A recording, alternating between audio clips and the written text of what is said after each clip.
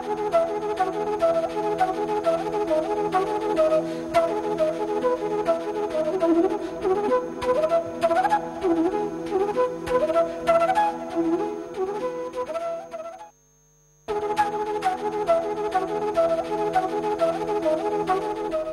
friends, good afternoon and welcome to the EduSat Network. Today is the fourth lecture as part of our series on Indian Judiciary, and friends, we shall continue from yesterday where we were talking about the various jurisdictions of the Supreme Court, and today we shall talk about the special leave jurisdiction, the review jurisdiction and advisory and writ jurisdiction. And friends, for this very lecture we have thus in our studio our same subject expert Dr. Rakesh Kumar, Assistant Professor of Law, School of Law and Legal Studies, Guru Gobind Singh, Indraprastha University, New Delhi. So friends, let us welcome sir. Thank you sir for coming. Thank you, Urvashi. Good morning, listeners. On my study lectures on jurisdictions of the Supreme Court, I have given you the detailed analysis up to the Article 134 of the Indian Constitutions, and I also started with the Article 136 of the Constitution, which deals with the special leave jurisdictions of the Supreme Court. What I said yesterday is that as far the jurisdiction of the Supreme Court under Article 136 is concerned, it deals with the special or residuary power of jurisdictions which are exercisable outside the purview of the ordinary law, and where the justice demands the interference by the apex court or the highest court of the land. So apart from giving the brief idea as to what are the essential conditions which has to be complied with if any party want to invoke the jurisdictions of the Supreme Court under Article 136 of the Constitution, I have also given you some idea as to how the nature and scope of Article 136 is altogether different from the kind of jurisdictions which is being exercised by the Supreme Court starting from Article 131 to Article 134 of the Constitutions. Because as far the scope of the Article 136 is concerned, here the scope of the special leave jurisdiction is not just confined only to the final order, decree or the, judgment of the court, but here the jurisdictions of the Supreme Court under Article 136 extends to the any determinations, order or sentence in any cause of matter. So naturally the scope of jurisdiction which has been conferred upon the Supreme Court by Article 136 of the Constitution is much wider compared to the other appellate jurisdictions which is being exercised by the Supreme Court under the previous provisions. So now I am coming to the nature and scope of the appellate jurisdiction of the Supreme Court with respect to the criminal matters, because I have already explained you the nature of the jurisdiction which are covered under Article 136 of the Constitution. As far the scope of jurisdiction under Article 136 is concerned with respect to the criminal matters, here this issue was already being explained by the Supreme Court in the Pritam Singh case way back in 1950, where the Supreme Court said in the criminal case the court will not grant the special leave to appeal unless it is shown that the special and exceptional circumstances exist, or it is established that grave injustice has been done, and this is the case where which is sufficiently important to warrant a review of the decisions by the Supreme Court. So as far the special leave jurisdiction under Article 136 is concerned, it can be invoked by the aggrieved party only in the special and exceptional circumstances where the grave injustice has been done because of the interpretations to the provisions of the constitutions or any other statutory law by the High Court in exercise of their appropriate jurisdictions. And this issue was further highlighted by the Supreme Court in Haripada Day versus State of West Bengal case way back in 1957, where the Supreme Court said it will grant a special leave only if there has been a gross miscarriage of justice or departure from the legal procedure, so such as to vitiate the whole trial, or if the finding of the fact were such as a shocking to the judicial conscience of the court. So this is here the Supreme Court has clearly stated that as far the criminal jurisdictions under Article 136 is concerned, it can be done only in the special and exceptional circumstances where the gross injustice is being done to the party or gross miscarriage of justice is done because of the departure from the established legal principles or for violations of the well established norms. As far the scope of this special jurisdiction is concerned, this issue is already being dealt by the Privy Councils way back in 1941 Muhammad Nawaz versus Emperor case, where the Supreme Court has given the certain illustrations as to what are the circumstances under which the court will be justified to interfere in exercise of the special power under Article 136 of the Constitution. So, if you see the kind of guidelines which was given by the Privy Councils way back in 1951, here the Privy Council has stated that as far the jurisdictions of the Supreme Court under Article 136 is concerned, it can be invoked under the following circumstances, and the circumstances which was illustrated by the Privy Council comprises of the cases circumstances like where the accused has not been given the opportunity of being heard. So, this is the first case, because if the criminal court has proceeded and they have simply relied upon the prosecution case and they have not accorded the accused persons the opportunity of being heard, then definitely this will be the case where it will amount to the grave miscarriage of justice or the serious violations of the established principle of law, because justice not only to be done, but it must be seen to be done. So, if any person accused, they must be given the sufficient opportunity to explain their positions before the court of law. The second circumstance which was delineated by the Privy Council by saying that where the trial took place in the absence of the accused, third, where the accused is not allowed to call the relevant witness, and fourth, where the tribunal was shown to have been the corrupt or not properly constituted, and where the court passing the sentence had no jurisdiction to try the case. So, any of these circumstances happened, then definitely in that case the court will be justified to interfere, and the court will be competent to exercise their jurisdictions by the Article 136 of the Constitution. As far as jurisdictions under Article 136 is concerned, here it do not give right to any party to approach the court for the exercise of its power under Article 136 of the Constitution, and the same time it also do not inhibit any persons to approach the court for the exercise of power. So, it is purely at the discretion of the court to decide as to whether this is the case which will warrant the interference by the highest court of land. So, the court can very much justified in intervening just to ensure or just to fasten the cause of justice by invoking or exercising a special or residuary power under Article 136 of the Constitution.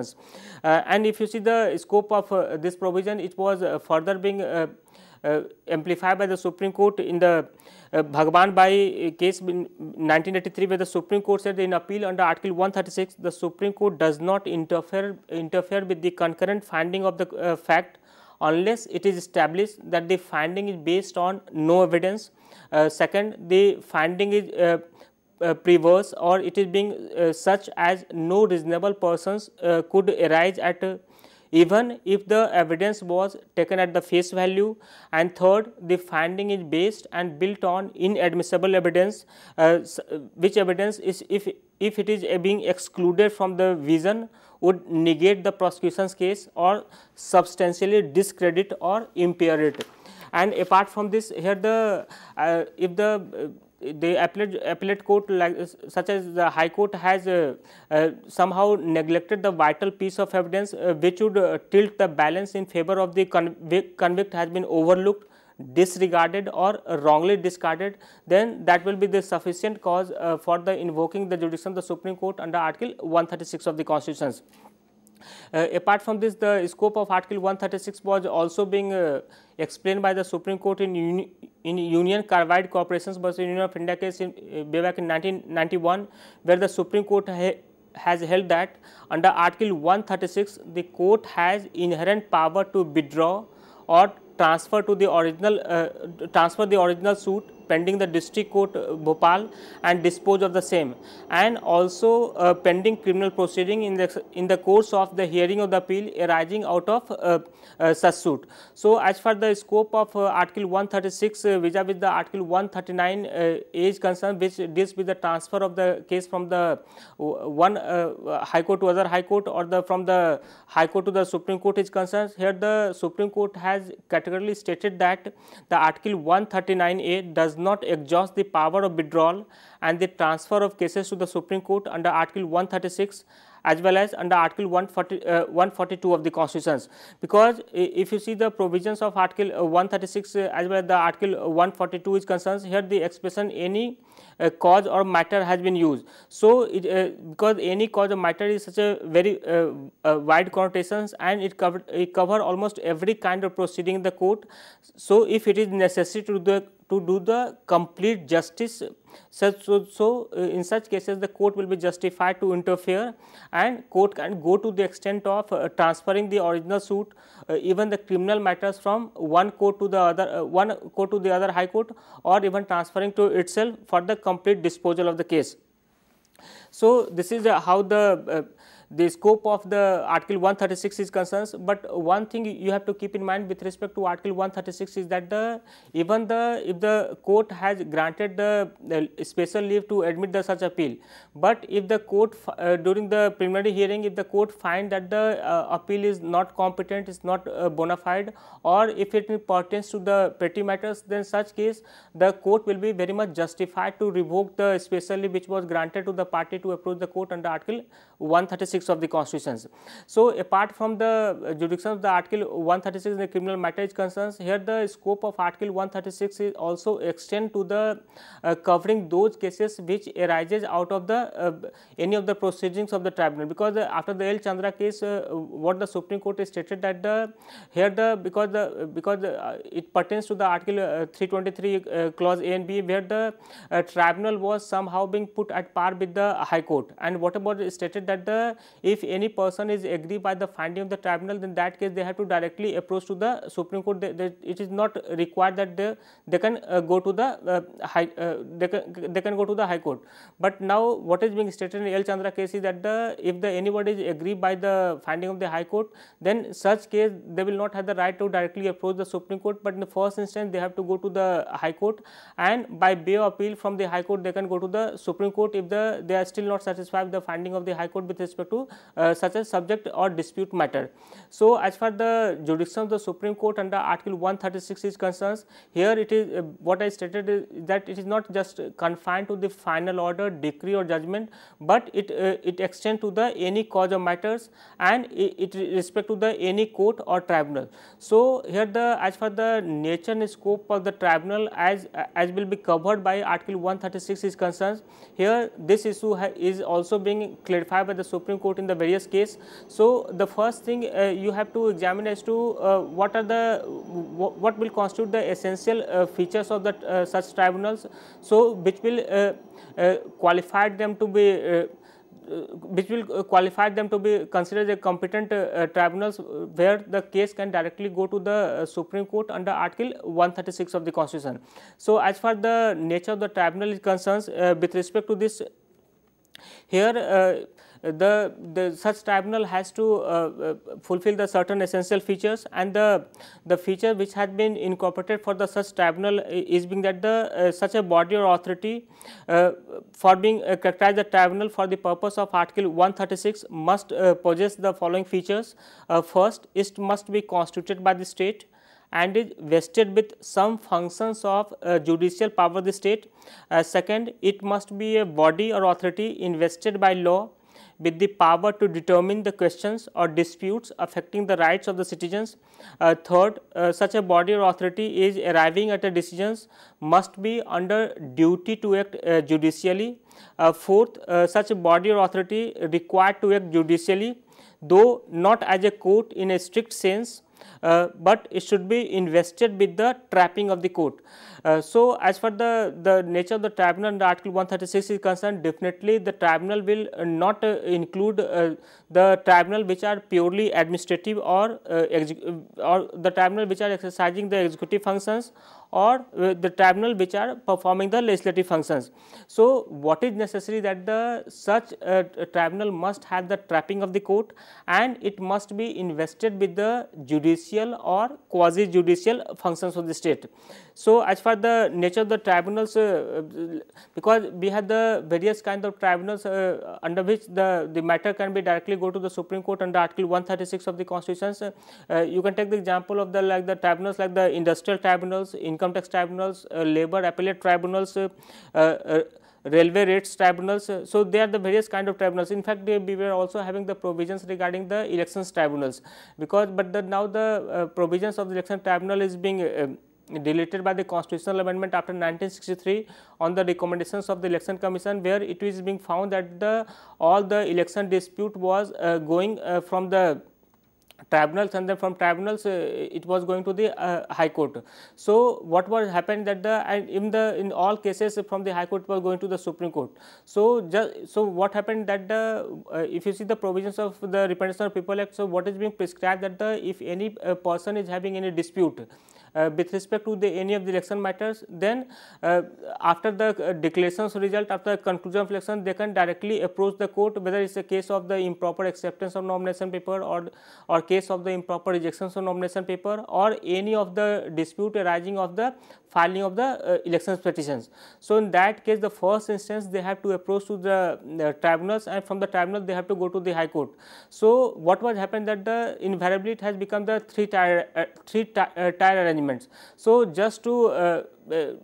avoid the delay in the disposal of the such election petitions, now the system of election tribunal is being dispensed with. Now what is being prescribed that if any party is having any dispute with respect to any of the election matter, then the first instance they have to go to the high court, and from the high court they can go to the Supreme Court. And as far the jurisdiction of the Supreme Court is concerned, definitely such matters can be taken up by the court under the appropriate provisions of the constitutions. So as far the one of the important things which you have to keep mind, guys, to the what kind of the features which the such tribunal has to satisfy if the Supreme Court has to intervene in exercise of its power under Article 136 of the Constitution. So if you take the example of the industrial tribunals, because the industrial tribunal is the one of the such tribunals where the court can where the issue can directly go to the Supreme Court in exercise of its special leave jurisdictions. So as far the industrial tribunal is concerned, it must be a tribunal for the it must be considered a tribunal for the purpose of Article 136, because it is invested with the certain trapping of the court, like that as far the proceeding before the tribunal is concerned, it commences by the applications which are in the nature of the plaint, and second, it has the same power regarding the discovery, inspections, taking evidence as possessed by the civil court, and third, witnesses are examined and cross-examined as in the court of law, and fourth, a party may be represented by the legal practitioners, and fifth, the tribunal is also required to decide on the basis of evidence adduced and according to the provisions of the statute, and sixth, the members of the tribunals are the persons who are qualified to be a judge. So this is if these kind of features are present in any tribunal, definitely in that case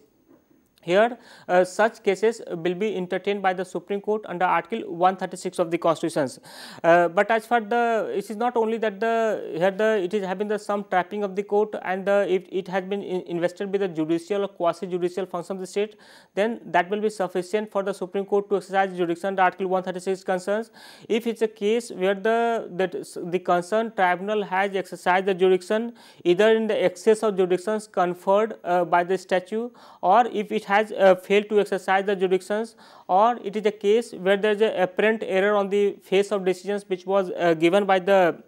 such tribunals, or even if the tribunal has proceeded to decide the case in the gross violations of the principle of natural justice, causing a substantial and grave injustice to the party, or where the tribunal has wrongly applied the well accepted principle of jurisprudence, then that will be the sufficient cause for the Supreme Court to intervene in exercise of his special leave jurisdictions under Article 136 of the Constitution. So after discussing Article 136 of the Constitution, now I am coming to the other important jurisdictions which is being conferred upon the Supreme Court by Article 137 of the Constitution, and Article 137 of the Constitution concerns, it deals with the review jurisdictions of the Supreme Court. So as far the review jurisdiction of the Supreme Court is concerned, here by the Article 137 the Supreme Court has been expressly given the power to review judgment, but as far the exercise of this power by the Supreme Court is concerned, it will be subject to any law which may be made by the Parliament, or it may be subject to any of the rules which may be formulated by the Supreme Court in exercise of power under Article 145 of the Constitution. So, as far the exercise of power under Article 137 is concerned, here this power of review is not an inherent power of the court. So, therefore, this power must be conferred by law specifically, or it must be conferred by the necessary implications. So, as far the review jurisdiction Supreme Court under Article 137 is concerned, it is also being regulated by the specific provisions of the CPC as well as the Supreme Court rule which is being made under Article 145 of the Constitution. And if you see the Supreme Court rules where it is being provided as to what will be the circumstances, what will be the condition which the party has to observe if they wanted to Supreme Court to reconsider or re-examine its judgment. So, as far the review jurisdictions under Article 137 is concerned, here the such petition has to be filed within 30 days from the date of the judgment or order, and as far as practicable, it is to be circulated without the oral argument to the same bench of the judge who delivered the judgment or order sought to be reviewed. So, as far the jurisdiction of the Supreme Court is concerned, here if the review petition has to be filed, then it has to be done within 30 days from the date of the pronouncement of judgment, and it has to be filed before the same bench of the judges who deliver the such judgment or order. So, as far the review jurisdictions under Article 137 is concerned, here if you see the provisions of Article 145 clause E, where the Supreme Court has made a rule where the Supreme Court is being authorized to make a rule as to the conditions subject to which the court may review any judgment or order. So, as far the provisions of the CPC is concerned, here the Order 47 Rule 1 of the Code of Civil Procedure specifically delineate the 3 specific grounds on which the Supreme Court exercises review jurisdictions under Article 137 of the Constitution. The first important ground which is being specified by the Order 47 Rule 1 is that this must be a case of the discovery of new and important matter or evidence. Second, it must be case of the mistake or error apparent on the face of record, and third, any other sufficient reason. So, if the case is being covered by any of these 3 provisions, then definitely in that case the Supreme Court will be justified to exercise jurisdictions under the Article 137. Now, as far the scope of Article 137 is concerned, here it is already being considered by the Supreme Court in S. Nagaraj State of Karnataka case, where the Supreme Court has clarified that as far the review is concerned, so review literally and even judicially means the re-examinations or reconsideration. So, as far the basic philosophy inherent to it is concerned, it is the case of the universal acceptance of the human fallibility. So, yet in the realm of the law, the court and even the statute lean strongly in favor of the finality of the decisions legally and properly made. But as far the exception under Article 137 in the form of the review jurisdiction concerns, so exceptions both either statutorily and judicially have to be carried out to correct the accidental mistake or miscarriage of justice. So, even when there is no statutory provisions or there is no rules were framed by the highest court indicating the circumstances in which the court could rectify its order, the court culled out the such power to avoid the abuse of process or miscarriage of justice. So, as far the review jurisdiction is concerned, it is not merely case of the re-examinations or reconsiderations. Here, if it has appeared to the court that this is a case where the case of the gross miscarriage of justice or some of the provision of the law is being overlooked, then definitely in that case it will be a duty of the court to exercise review jurisdictions to somehow rectify the mistake which was being committed by it during the pronouncement of that particular judgment. So, as far the review jurisdiction of the Supreme Court is concerned, here it is being further provided that it can be filed where the no appeal is preferred, or in case where there is no provisions for appeal. So, as far the review petition is concerned, it is a discretionary right of the court and the grounds for review are limited. So, as far the review is concerned, here the court will not be justified to altogether go and altogether re-examine the entire case by reconsidering the entire evidence. So, review is concerned, it is not here it should not be considered considered as the one of the means which may be adopted by the party to somehow prefer an appeal in the name of review, because with respect to this the Supreme Court has already clarified in the Lily Thomas v. Union of India case that power of review can be exercised for the correctness of the mistake and not to substitute a view. So, it cannot be treated as appeal in disguise. So, as far the review jurisdiction concerns, here this issue is also being clarified by the Supreme Court in R.D. Sugar versus B. Nagri case in 1976, where the Supreme Court has stated that a judgment of the final court, is the of the land is the final. So, a review of such a judgment is an exceptional phenomena permitted only where the grave and glaring errors or other well established grounds are made out. So, as far this case is concerned, here the petitioner has sought the review of the earlier judgment on the ground that there is certain observation the judgment amounted to almost branding him as a unindicated criminals, and that is guilty of the abetting, forging and the perjury, which was so here the, because what they wanted that the somehow this kind of observation which was being made by the court while pronouncing judgment, it has to be somehow being obliterated or it has to be declare otherwise, but here the Supreme Court has somehow declined to cancel these observations, but the Supreme Court has the same time modifies rigor by the certain observations. So, this is the, so you can see simply that the as far the review jurisdiction of the Supreme Court under Article 136 is concerned, here the Supreme Court is somehow being given power to somehow rectify the mistake which was being committed, because here the Supreme Court cannot proceed on the premise that the once error has been committed and there has to be finality of decision of the court. So, in the that error may be allowed to perpetuate. So, it is the responsibility of the court to somehow rectify such mistake. So, after discussing the review jurisdictions, now I am coming to the provisions of Article 138 of the Constitution. As far the Article 138 of the Constitution concerns, it deals with the enlargement of jurisdiction of the Supreme Court. If you see the provisions of the Article 138 clause 1, it says that the Supreme Court shall have such further jurisdictions and power with respect to any of the matter in the union list as the Parliament may by law confers. And if you see the clause 2 to Article 138, the what is being prescribed by this provision that the Supreme Court shall have such further jurisdictions and power with respect to any matters as the Government of India and the Government of any state may by special agreement conferred if Parliament by law provide for the exercise of such jurisdictions and power by the Supreme Court. So, as far the enlargement of jurisdiction of the Supreme Court is concerned, here the if you see the provisions of the 7th schedule of the Constitutions, under 7th schedule of the Constitutions, here the you are having the 3 list. So, as far the union list is concerned, here the whatever the subject which is being mentioned in the union list, here the Union Parliament will have the exclusive power to make a law. So, if the Union Parliament is having the exclusive power to make a law with respect to any of this subject which is mentioned under union list,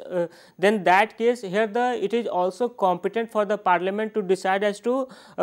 what will be the tribunals or what will the forum where the which will have the power to adjudicate upon the such subject matter. So, the basic rationale behind such authority that the if the union legislature is competent to legislate on the certain matters, then it is obviously competent to confer the judicial power in respect of that matters on the tribunals of his choice, and if it chooses the Supreme Court for the purpose, then definitely in such cases the Supreme Court will have jurisdictions. So, apart from the provisions of Article 138 clause 1 of the Constitutions, here as far the provisions of the clause 2 to Article 138 is concerned, here the Supreme Court may also be conferred jurisdictions by the Government of India as well as by the government of state if the Parliament has made a specific law prescribing for the taking of the such matters. So, after discussing the provisions of Article 138 of the Constitutions, now I am coming to the Article 139 of the 139A of the Constitutions. Here, where the Supreme Court has been given power to withdraw and they transfer the certain cases. As for the provisions like the Article 139A of the Constitution, it was being added by the Constitution's 42nd Amendment Act. And if you see the provisions of the clause 1 to Article 139A, it says that if an application is made by the Attorney General of India or by a party on its own motions, then and if the Supreme Court is satisfied that the case involving the same or substantially the same questions of law, and if it is pending before the Supreme Court or one or more High Court or before the two or more High Court, and that such questions are substantially the questions of the general importance, then it may withdraw them and dispose them itself. So, if you see the provisions of clause 1 to article 139A, if the matter pertains to if the application is being made by the Attorney General of India or any of the party to the such case, and if the case pertains to the substantial questions of general importance, and if it is pending before the High Court or one or more High Court or before the Supreme Court, then that case the Supreme Court will be justified to take up to transfer such cases before itself, and Supreme Court itself may dispose of such a important questions of general importance. But at the same time, to see the provisions of clause 2 to article 139A, it empowers the Supreme Court to transfer the cases, appeal or other proceeding from any High Court to other High Court if it thinks is expedient to do so for the end of justice. So, as far the jurisdictions of the Supreme Court under clause 2 to article 139A is concerns, here one thing you have to keep in mind with respect to this provision, that under this provision the court will be justified to transfer the cases only from one High Court to other High Court. Here the questions of transferring the cases from the one High Court to other High Court in the same state, or transferring the cases from the one magistrate to other magistrate or from the one bench to other bench will not arise, because if the questions of the transferring cases from the one bench to other bench has to be exercised, then it can be done only by the respective Chief Justice if they have the apparent reasons, or if some of the judges has somehow precluded from proceeding to decide the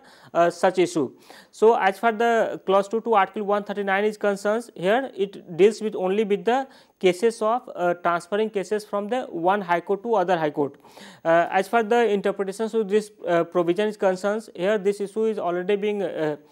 clarified by the Supreme Court in Union of India versus Srimani Gurdwara Prabandhan Committee case back 1996. Here in this case, the petition was being filed for the transfer of suit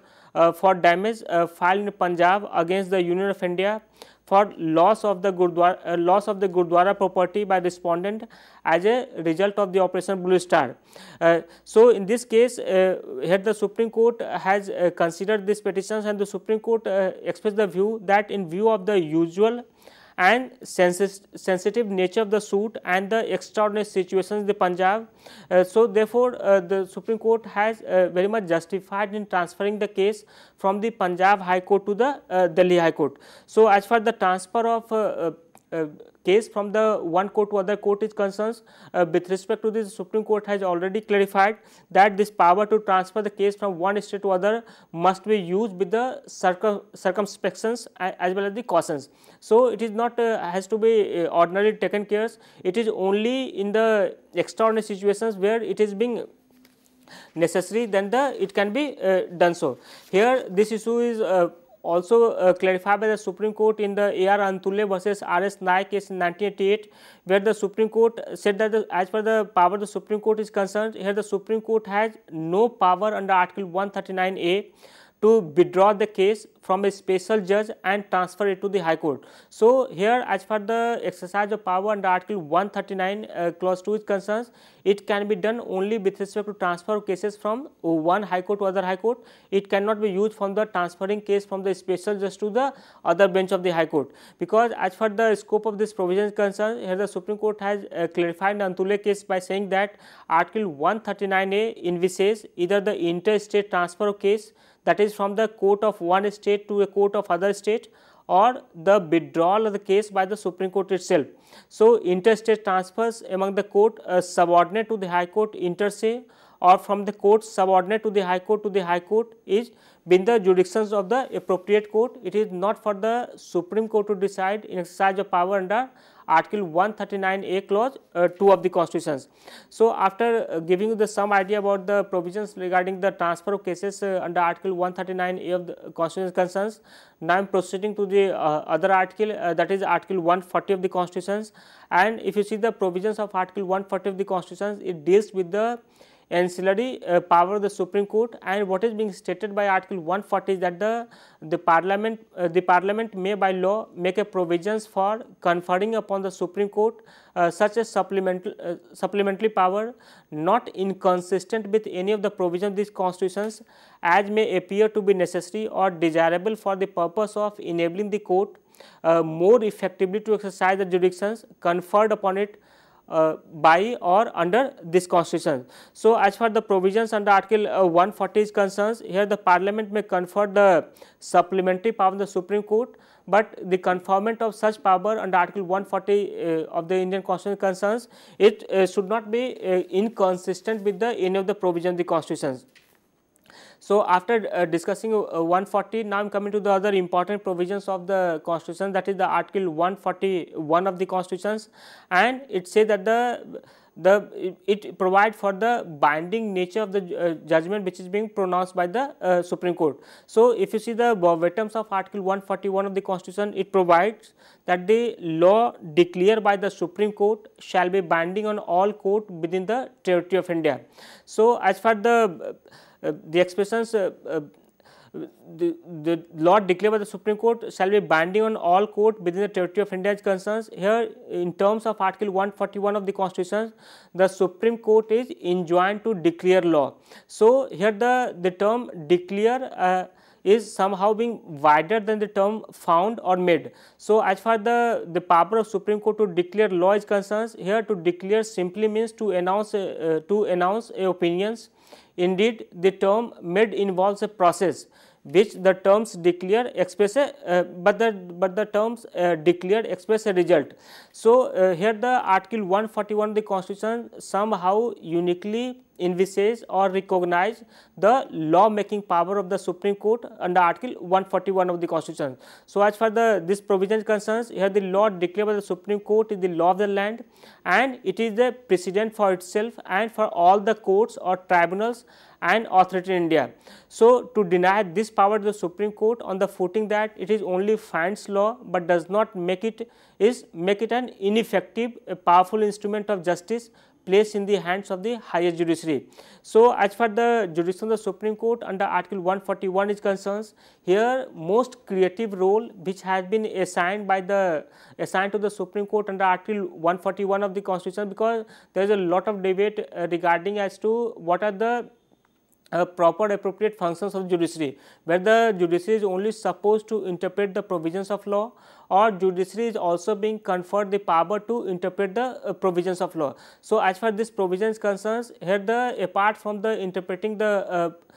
provisions of the law, here the Supreme Court has been given the also power the creative roles that just to make a law, and you can take the plenty of examples.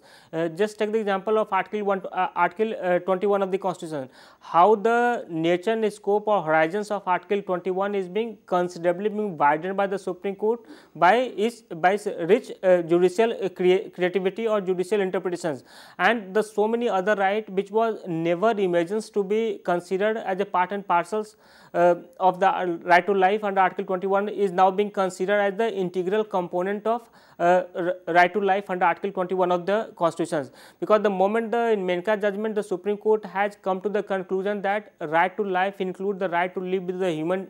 dignity. Here the so many rights which was never imagined, like the right to livelihood, right to food, right to shelter, right to education, right to clean environment. The so many or variety of rights is being read as a integral component of Article 21 of the Constitution. Apart from this, you take the example of the MC Mehta case, where the Supreme Court has come out with the principle of absolute liability. Apart from this, the precautionary principles, the polluter spray principles, the whole environmental law jurisprudence, the social action litigations, the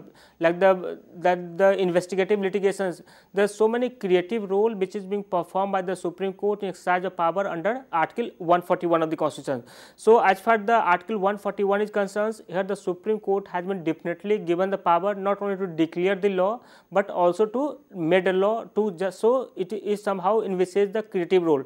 Now, the question arises to what will be the scope of the any such law being made, whether the Supreme Court itself will be bound by the such law which was declared by the Supreme Court. So, whether the effectively or nutshell, the question is whether the Supreme Court is bound by its own decisions. Here, if you see the provisions of Article 141 of the Constitution, say the law declared by the Supreme Court shall be binding on all court within the territory of India. So, here the term all court definitely means all the court other than the Supreme Court. So, as far the Supreme Court is concerned, definitely Supreme Court is not bound by its own decisions, but definitely if any decision is being made by the Supreme Court, then definitely it will have the binding effect on the all the court subordinate to the Supreme Court, including the High Court. So, as far the all court within the territory of India is concerned, so normal rule is that the judgment pronounced by the Supreme Court would be final and should not be ignored unless a consideration of the substantial and compelling characters make it necessary to do so. So, as far the scope of this provision is concerned, here the Supreme Court in Ballabh Das versus Municipal Committee way back in 1970 has clarified that the law declared by the Supreme Court is binding on all court, including High Court, and the High Court cannot ignore it on the ground that the relevant provisions were not brought to the notice of the Supreme Court, or the Supreme Court laid down the legal positions without considering all the points, and therefore decision is not binding. So, in crux of the matter is that if the High Court is considered a certain vital piece of evidence, or the certain provisions of law is not brought to the knowledge of the court, and in absence of those provisions the Supreme Court has decided. So, in that case the proper case for such High Court would be just delineating those provisions. They have to refer the matter to the Supreme Court, and Supreme Court clarifying on that legal issue will return the case to the High Court for its disposal. And this issue was further being clarified by the Supreme Court way back in 1955 in Bengal Immunity Company versus State of Bihar, where the Supreme Court has said that there is nothing in the Indian Constitution which prevent the Supreme Court from departing from its previous decisions if it is convinced of its error and its beneficial effect on the general interest of the public. So, as far the doctrine of precedent is concerned, if any decision has been given, so definitely in that case we have to accord finality to the decisions which was given by the Supreme Court. But as far the binding force of such decision is concerned, definitely it will be binding on the all court except the Supreme Court. And if the Supreme Court because of some reasons is compelled to reconsider its decisions and the Supreme Court want to depart, then as for the departures of from that stated provisions of law is concerned, here with respect to this the Supreme Court has already clarified in the Bengal immunity case by laying down the certain guidelines. And the most important guidelines which was laid down by the Supreme Court by saying that the Supreme Court should not lightly dissent from its previous decisions, and second is power review must be exercised with the due care and cautions and only for advancing the public well-being in the light of the surrounding circumstances of each case brought to its notice. And third, if on re-examinations it comes to the conclusion that the previous majority decisions was plainly erroneous, and so in such case it will be duty to say so and not to perpetuate its mistake. So, as far the doctrine of state decisis is concerned, doctrine of precedent is concerned, as far the Indian proposition is concerned, it is not strictly applicable, and here the court is permitted to depart from its previous decisions if it is something which is in the for the general public well-being. And if you see how the doctrine of precedent is being applied, you can take the famous case like Sankari Prasad Sajjan Singh case, where the Supreme Court has to decipher the meaning of the term law as used under Article 13 of the Constitution, and this case the Supreme Court held that the power to amend the Constitution was contained in Article 368, and the word law in Article 13 did not include the amendment of the Constitution which is made by the Parliament in exercise of its constituent power. But the approach which was adopted by the Supreme Court in Sankari Prasad and Sajjan Singh case, here the Supreme Court completely took a U-turns in Golaknath case back in 1967, where the Supreme Court somehow reversed the finding of the finding of the Shankari Prasad and Sajjan Singh case, and the Supreme Court in Golaknath case held that the power to amend the fundamental right is not found in Article 368, but it is the residuary power of legislation. Therefore, the law made under Article 368 is subject to the Article 13 of the Constitution. So, as far the Golaknath case is concerned, here what the Supreme Court has stated that Article 368 only provide the procedures for the amendment of the constitutions, and the power to amend the constitutions lie under Article 246 and some other provisional constitutions, but definitely not under Article 368 of the constitutions. And it is only after the Golaknath decision where there was a direct confrontation between the power of parliament to amend the constitutions and as well the power of judiciary to put a effective restraint on the exercise of power by the parliament. So, here the parliament has tried to somehow react to this kind of finding by the Supreme Court in Golaknath case, and the parliament has come out with the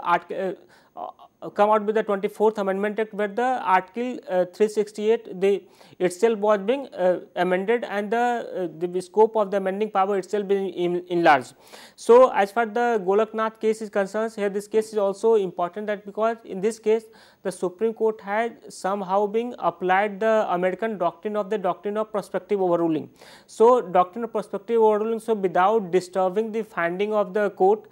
before 1967, before the decision of the Golaknath case, here that status quo is being maintained, but the restraint is being sought to impose for the future exercise of power by the parliament. So, as far the doctrine of prospective overruling concerns, in Golaknath case, the Supreme Court has already clarified that this doctrine of prospective overruling can be invoked only in the matter arising out of the constitutions, and second, it can be applied only by the highest court of the land, that is the Supreme Court, and third, the scope of the retrospective operations of law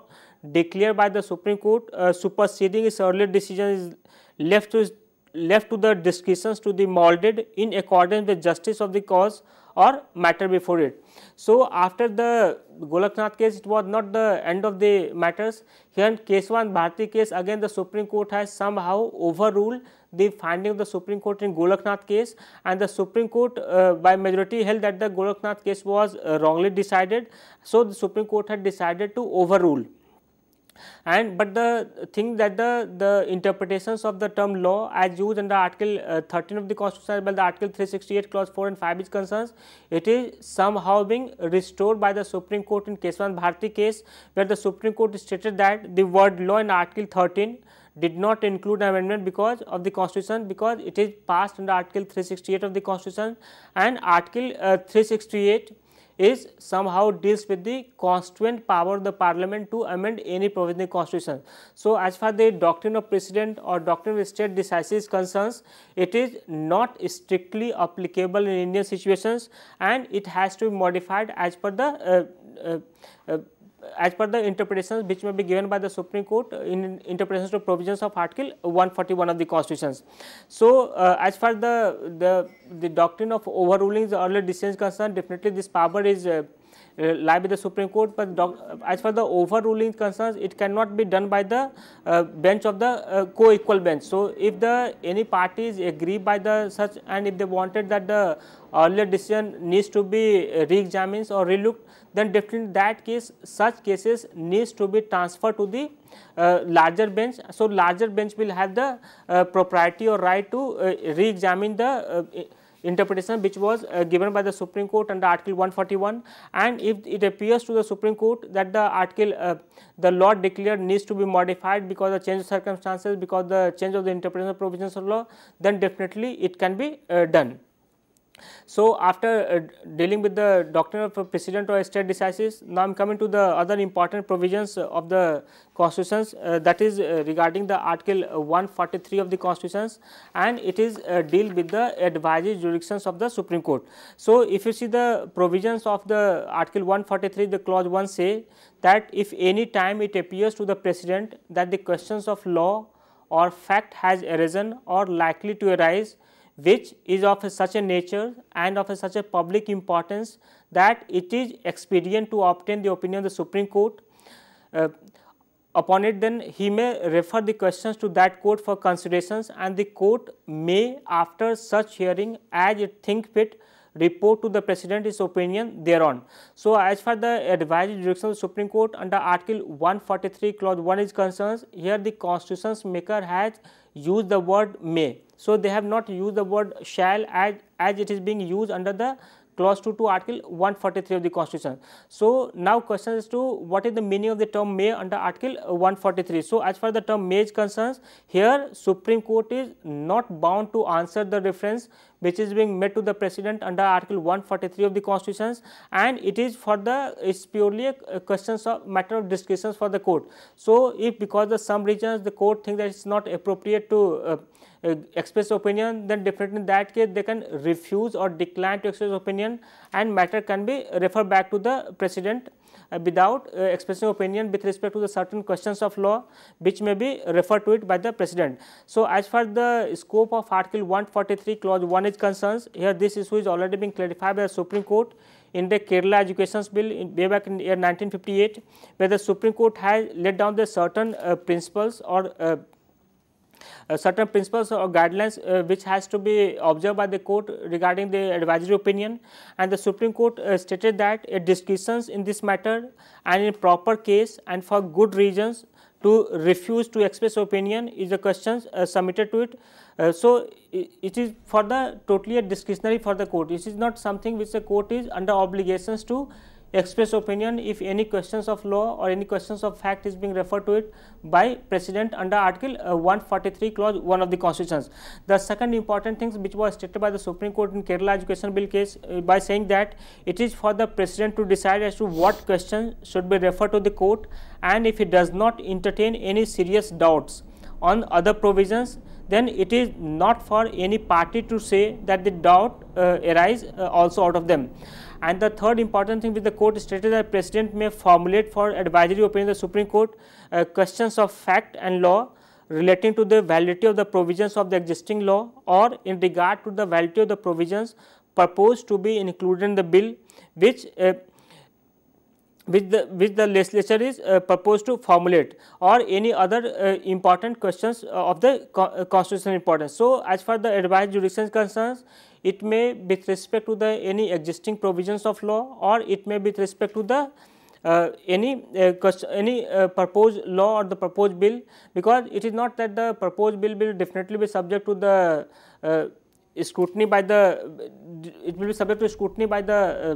Parliament in exercise of his law making power, but still the Supreme Court will have power to express opinion under Article 143 clause 1 of the Constitution. But as far the advisory jurisdiction is concerned, if the any issue is being referred to the President and it pertains to the socio-economic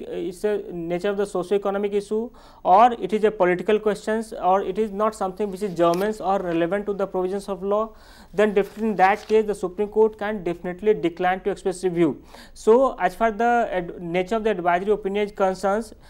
so question will arise to what will be the gravity or of the such advisory opinion which was given by the court without analysis of the actual fact. It is only on the basis of the certain hypothetical thoughts which was being entertained by the President under Article 143 clause 1 of the Constitution. So, as far the binding effect of advisory opinion is concerned, in Kerala Education Bill case, the Supreme Court has taken altogether a contrary view by saying that if any advisory opinion is being expressed by the Supreme Court under Article 143 clause 1, so though it is entitled to the great respect, but it is not binding on the court because it is not a law in the meaning of Article 141 of the Constitution. But if you see the approach of the Supreme Court in 1978 in the special court bill case, where the Supreme Court has altogether take a contrary view or almost took a U-turns from its earlier stance in the Kerala Education Bill by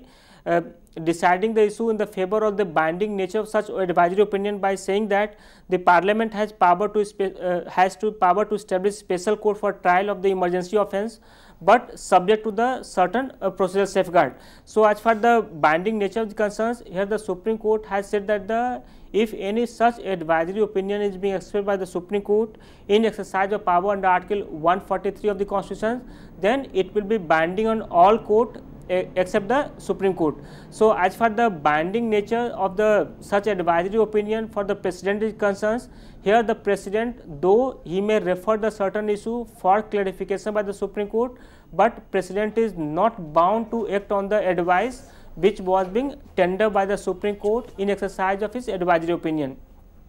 So President is not bound to act on the such advisory opinion, but if any such advisory opinion is being expressed, then it will be binding on all the courts subordinate to the Supreme Court. Definitely Supreme Court is not bound by its own decisions because the provisions of Article 141 of the Constitution. So if you see some of the important case which was being referred for advisory opinion by the Supreme Court, almost 13 cases is being referred to the Supreme Court for advisory opinions, and the first case was the Indian Delhi Law Act case in 1951, where the case pertains to the delegated legislations, and the Supreme Court has clarified the nature and scope of delegated legislation and what needs to be done if the Supreme Court wanted to if the executive wants to delegate the rule making power to the executives. Then the other important case in the Kerala Education Bill, where the certain provision of Kerala Education Bill was being challenged on the ground that it is something which is going to violate the minorities' right to establish an educational institutions. Then the third important case in which the Supreme Court which is being called to express a advisory opinion is the Beru-Bari Union and exchange of enclave case, where the issue pertains to the transfer of the certain territory to the Pakistan. Then the India Sea Custom Act is another important case where the Supreme Court is being called to express the advisory opinion. There are other famous case, the India Keshav Singh case, where the scope of the legislative power and the legislative immunity was in questions. Then in 1974, again the presidential reference case which pertains to the elections matters was being referred to the President for his advisory with the Supreme Court. Then in 1978, in the Special Court Bill is another important landmark decision of the Supreme Court, where the Supreme Court has given the detailed guidelines as to what needs to be done if the Parliament want to set up a special court for the trial of the certain offences which was committed by the persons during the time of emergency, even he is holding the high office. So here the Supreme Court in course of the advisory opinion has somehow pinpointed the certain defect which was being proposed in the special court bill which the Parliament is going to establish for the trial of the offence which was committed during time of emergency. Then the India Kaveri Dispute Tribunals, this is other important advisory opinions of the Supreme Court in year 1992, where the interim award was being accorded by the tribunals, and where the Karnataka was required to release the certain quantity of water for the state of Tamil Nadu. But what happened in that case, once the interim award is being awarded, the state of Karnataka has refused to implement the award given by the tribunals, and they have promulgated ordinance by saying that they are not going to honor the award. So this matter was being referred to the Supreme Court for advisory opinion, and the Supreme Court stated that such kind of ordinance which was promulgated by the state legislature is unconstitutional, and they are constitutional duty bound to implement the award which was given by the tribunals. Then the Ayodhya, in the special reference 1993, that is the Ayodhya Ram Janmabhoomi Babri Masjid dispute case, is also being referred to the Supreme Court for advisory opinion, and this case somehow pertains to the title suit as to whether the President has specifically asked from the Supreme Court to decide as to whether any kind of the temple was existing on such a disputed structures. But here the Supreme Court has very politely declined to give the answer by saying that it is because in secular state, here the state is not permitted to take a tilt towards the action. So apart from this, the judges appointment bill and recently the 2G spectrum case, these are some of the important case which was being dealt by the Supreme Court in advisory opinions. But as for the distinction between Article 143 clause 1 and clause 2 is concerns, here constitution maker has used the word may in clause 1 to Article 143, but they have used the word shall under the clause 2 to Article 143 of the Constitution. I think the time is not yes, permitting. sir. Thank you so much, sir, for winding up in time. So, friends, we will be back with more, and after thanking sir, thank you so much, sir. I'd like to thank all the audience as well for watching. Have a great day.